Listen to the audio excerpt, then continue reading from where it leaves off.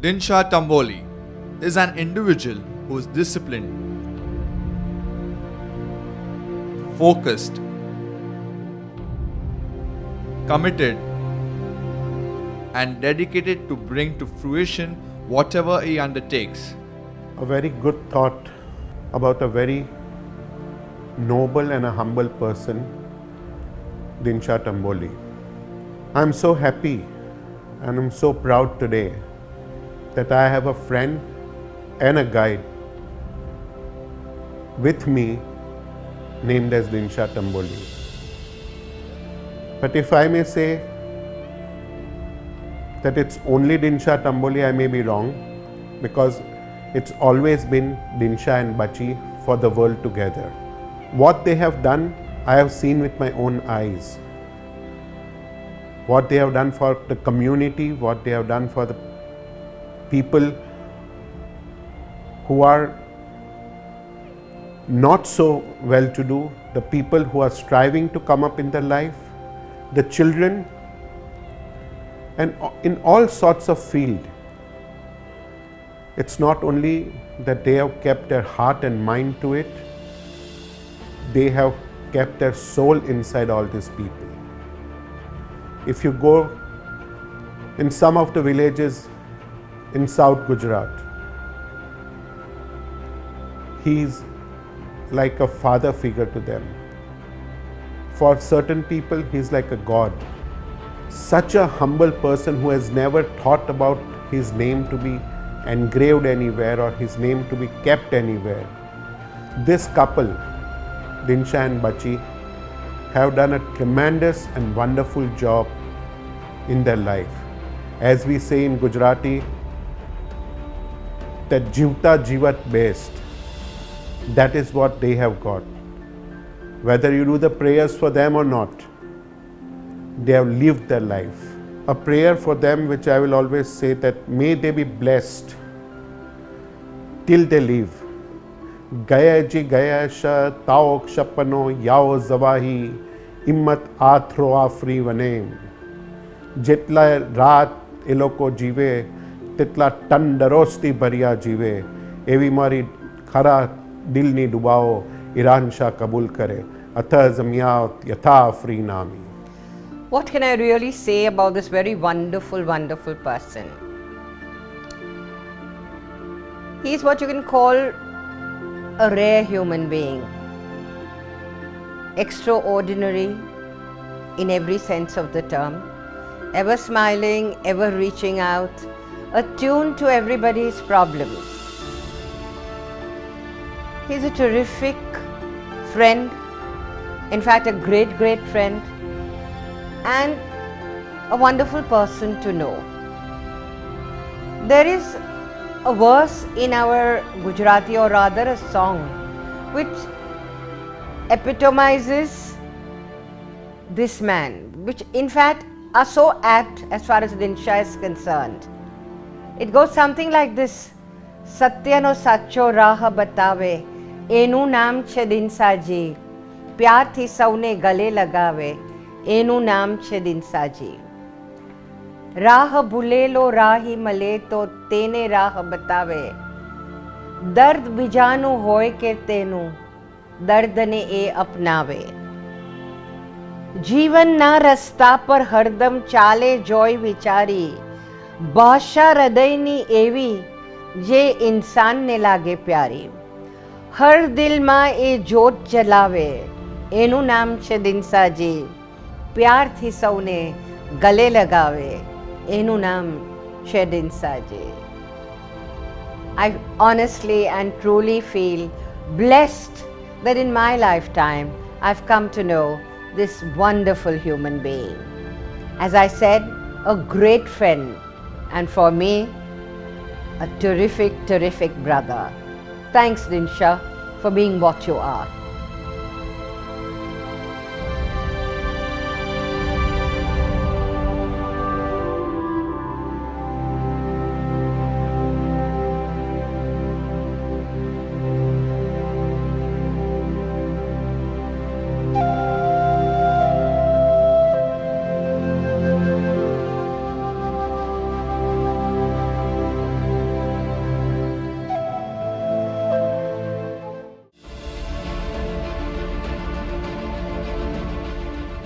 He leaves for his WZO Trust office at 9 am.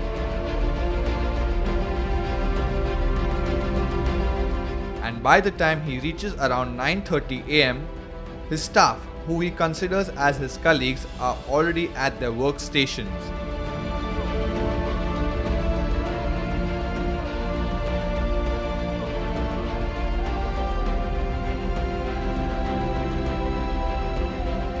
He works from two offices, one in Mumbai and the other at Navsari. Between these two offices, he leads a dynamic team of colleagues who cover a wide spectrum of activities, all aimed at ultimate benefit for all our community members. We are delighted to take you on a short tour of the work Dinshaw Tamboli has inspired and has himself evolved from being a man into an institution. Hello and welcome to the third episode of Mazda Multimedia channel's Our Very Own. Our guest today is quite the poster boy of Zoroastrian giving.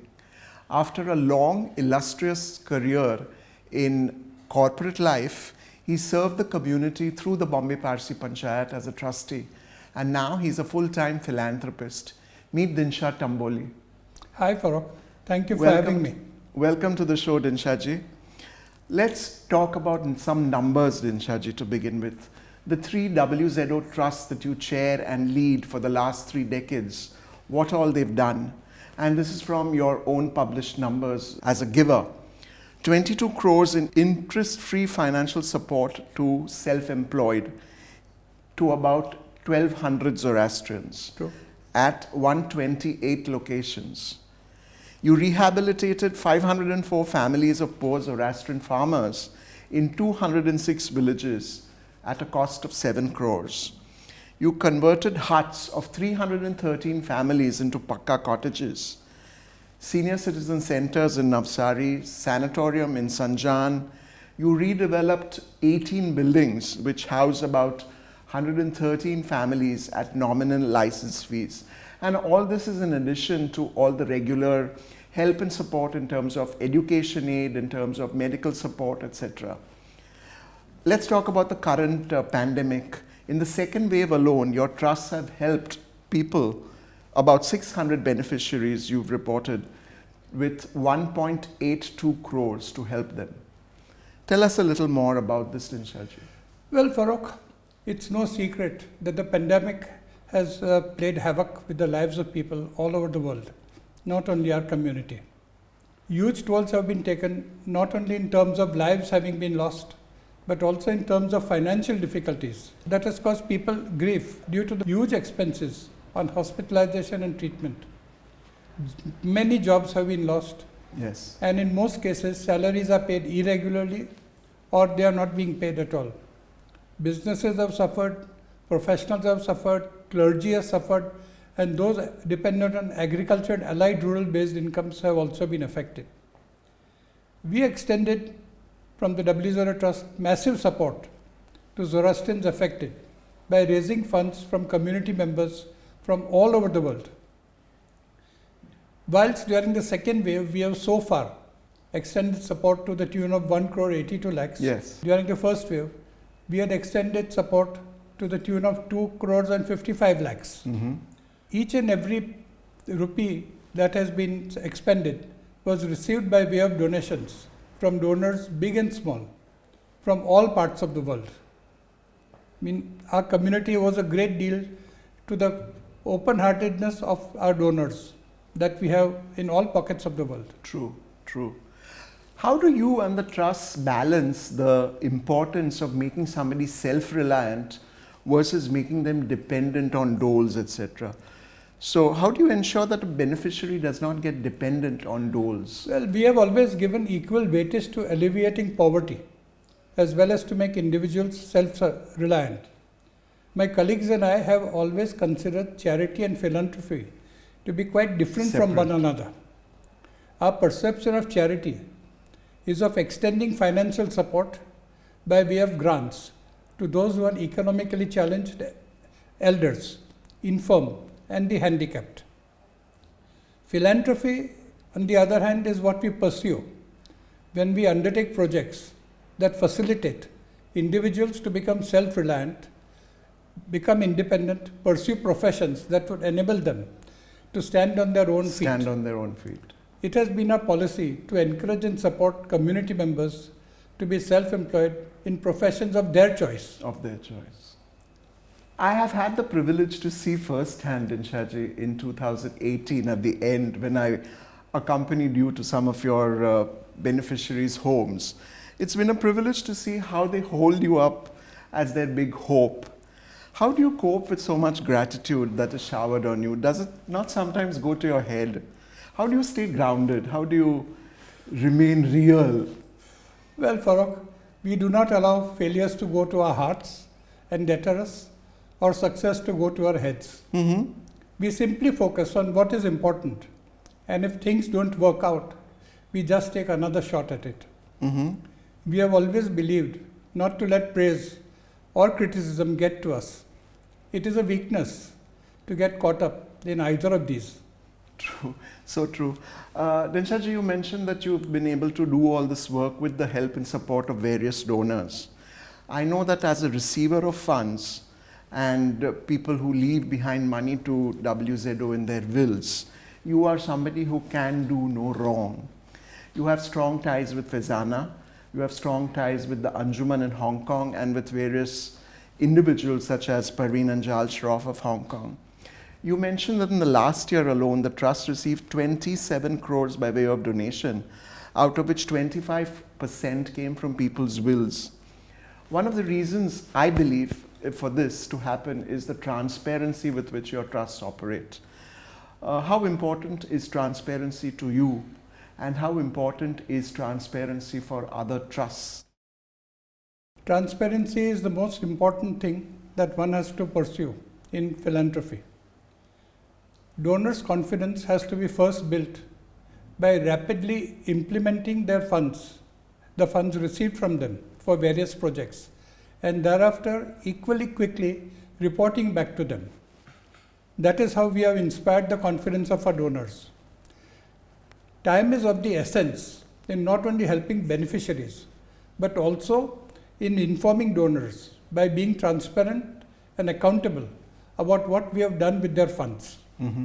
We regularly publish details of projects undertaken by us, not for the sake of publicity, but with the intent to inspire others for to undertake such worthy causes. That's so important. Dinshaw, in an article a few months or perhaps a year ago, you had written that it is important to look at the amelioration, support, help to morbeds. And you've written that it is important to have the development of an educated, intelligent class of morbeds. And you said that it was very essential to encourage young Athornans to take up the profession. Is that why you have played an important role in establishing and nurturing empowering morbeds as a scheme? Yes, Farrokh. I've always believed that morbeds are very important because no community can survive without a strong religious foundation. At the same time, no religion can survive without an enlightened clergy. The success and survival of our Zoroastrian community is therefore directly linked to our religion and our morbeds.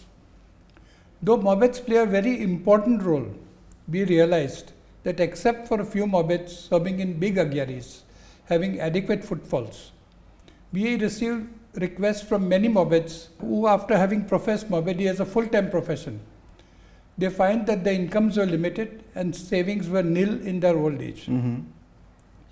Empowering morbeds is the brainchild of my friend and colleague, Binayfar Saukar, who has done quite a bit for morbeds by arranging training for them in soft skills by professional psychologists and psychiatrists, mental health experts, media professionals, etc.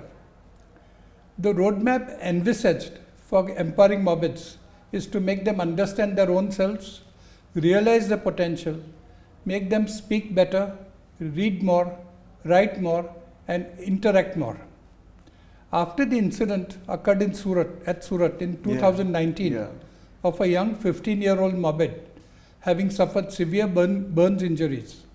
Empowering morbids have supplied fire extinguishers at many agyaris, and recently has begun to supply one set of jama, padan and pocket gloves made from fire retardant material. We have placed an order for 800 such sets to be given to morbids all over India. Okay. And the funds for these have also been given to us by the Zoroastrian charity funds of Hong Kong, Canton and Macau. I see. We began this program, Dinshaw, by calling you the poster boy of Zoroastrian giving. How does that feel? Well, I can only say that divinity has blessed me with the serenity to accept with grace the things that cannot be changed, the courage to change the things that should be changed, and the wisdom to distinguish one from the other. That's very humble of you, Dinshaw. But yet you are sometimes called the Deen Dubaba, the guy who will bring rack and ruin on Zoroastrianism. How do you stay on course? I mean, how do you ignore the naysayers, and what is that inner light which drives you? That's a nice one. For the handful who perceive me to be Deen Dubau, they are very welcome to their views. The fact is that during the turn of the century, with vultures having vanished from the Indian skies, community members were increasingly looking towards alternate modes of disposal.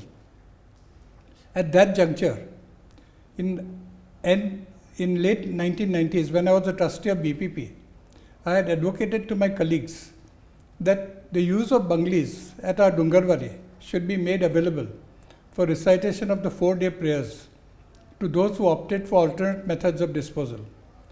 This was, however, not acceptable for reasons best known to the others.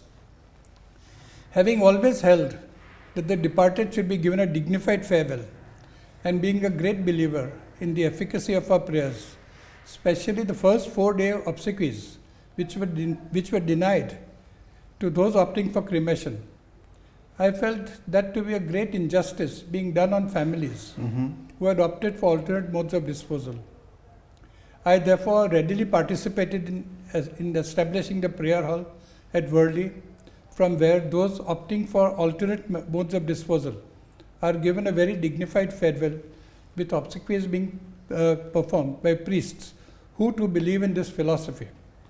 The prayer hall is being increasingly used and has very recently completed 6 years of its existence, during which it has particularly proved to be a boon during the ongoing COVID pandemic, where the departed have been given a dignified farewell with necessary prayers being recited in sublime surroundings. So that was about your inner light. Now let's talk about the light of your life, Bachi Mai. Wow. The name of Bachi Tamboli is not very far behind that of Dinshaw Tamboli. She's been shoulder to shoulder with you for, 5 decades. How do you achieve happiness together while giving happiness to others? Tell us more about this. Well, what you need to understand is, Farrokh, that Bachi and I are first cousins. We were born just 3 months apart and have known each other all our lives. Whilst I grew up in Mumbai, Bachi grew up in Navsari, where her father and our uncle were very much involved in community affairs, welfare activities. They were associated with the local Anjuman, the local hospitals, etc. Whereas my exposure to community welfare during my early corporate days was virtually a big zero. It was Bachi's idea, after our marriage in 1969, that once we were well established in life, we should devote a fair share of our time for undertaking community welfare activities. By the early or mid 1980s, we were well settled and embarked on our community welfare journey. Actually, the fact is that Bachi, my wife now for the last 53 years, is not just a step behind me, but she is in actual fact miles ahead of me. It is she who has conceived most of the projects undertaken by WZO Trusts, which the two of us, along with our colleagues, have jointly implemented. She has always preferred to remain in the background, even though she has been the inspiration and the guiding spirit that has created such goodwill for WZO Trust in general and for me in particular. Without her, I would not have been able to achieve anything. It's so nice of you to give credit where it's due, Dinshaw ji. Tell us, what is the future of philanthropy? How does the community build up an ethos of giving in people who are young? I think, Farrokh, that nothing that a community can do collectively about cultivating the ethos of giving, except by way of example. It will come naturally at the right time. I say this from my own example. During my days in the corporate sector, I had never foreseen that I would be so very much involved in community welfare activities. It was only during my first ever trip to a village in Gujarat for the farmers' rehabilitation project that I had the occasion to go to a hut in which family members of one of the employees of my textile showrooms at Navsari was living. There I saw for myself the miserable conditions in which they lived. A mud hut, the walls of which were made from bamboo shoots on which cow dung was applied, hardly any furniture, and absolutely zero hygiene facilities. To use the washroom facilities, all that they had was to dig a hole in the ground. This was an experience that shook me to the very core, and actually, if I may say so, lit the spark within me to grow into a flame that motivated me to undertake efforts that would remove Zoroastrians from the morasses of abject poverty and bring them back after rehabilitating them into the mainstream of society.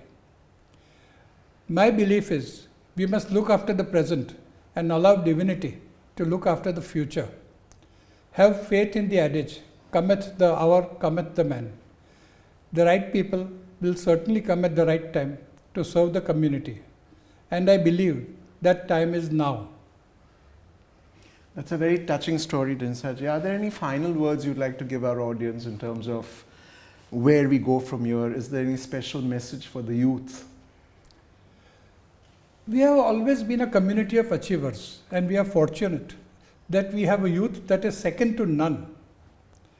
Our youth have the power and the potential to do great things. They have the ability to achieve the best in the world. Youth generally have a fantastic mix of dreams, beliefs, diligence, and the capability to attain what they set out to do. The youth bring with them new thoughts that lead them to innovative actions that needs to be encouraged by community leaders from all walks of life. I am very confident that the youth will steer our community to even a better future than at present and attain greater heights. An even better future. That is from Dinshaw Tamboli. This is Farrokh Jijina signing off. Farrokh, may I just add in a few words? Sure. Thank you very much for giving me this opportunity to express my views. It's our and pleasure. Also sincere gratitude to Mazda Multimedia for this very innovative program, which I think will go a long way in boosting the confidence of the community in themselves as far as elders are concerned, and to have more confidence in our youth who are definitely going to propel our community to greater heights in future. Thank you very much. You have been watching Mazda Multimedia Channel's Our Very Own. Our guest today was Dinshaw Tamboli. Do like, subscribe, and view often as possible our YouTube channel. Looking forward to welcome you to our next episode. Thank you very much, Dinshaw ji. It's been a real pleasure.